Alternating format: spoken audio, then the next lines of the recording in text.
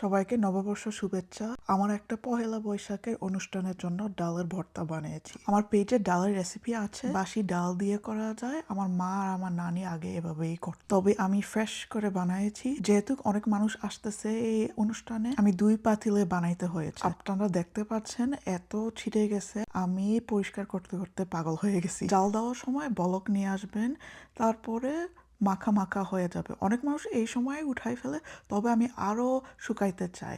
আপনারা বুঝবেন কখন ডালটা তৈরি হয়ে গেছে, একদমই মাখা মাখা থাকবে। চুলা বন্ধ করে এই মুহূর্তে আমি লাল পেঁয়াজ কুচি করে কেটেছি। অনেক পাতলা করে কাটবেন, তাহলে আরো মজা হবে। অনেক মানুষ কাঁচা মরিচ পছন্দ করে, তবে আমি তাওয়া বসাইছি শুকনা মরিচ পোড়া দেওয়ার জন্য। যেহেতু আমার পরিমাণ বেশি, আমি বেশি করেই দিচ্ছি। মিডিয়াম আছে, হালকা পোড়া দিবেন, বেশি পুড়ে গেলে তিতা হয়ে যায়। বেশিক্ষণ লাগে না। তারপরে পোড়া হয়ে গেলে আমি একটা থালা নিয়ে ঢাইলে আমি শুকাইছি, শুকাইলে মচমচা হয়। আপনাদেরকে শোনাই।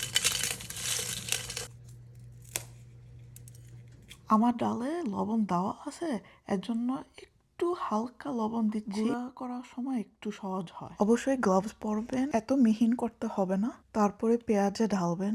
সামান্য নুন দিয়েছি না, এই নুনের কারণে চটকানোর সময় পেঁয়াজ নরম হয়ে যাবে। ভালো করে চটকাবেন, দেখবেন খুব সুন্দর নরম হবে। পেঁয়াজের একটা ঝাঁজ আছে না, চটকানোর সময় এই ঝাঁজটা চলে যাবে। বেশি করে ধনিয়া পাতা কাটছি, তারপরে হালকা করে আমি চটকাইছি পেঁয়াজ মরিচের সাথে। এখন ডালের সাথে মিশাই নেবেন।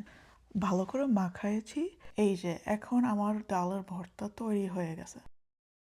আমার সুন্দর একটা মাটির থালা আছে, এই থালাতে দিয়ে সুন্দর করে একটা বল বানিয়েছি। যে জায়গাতে নিয়েছি সবাই মজা করে খেয়েছে। শুভ নববর্ষ সবাই, আপনারা ভালো থাকবেন।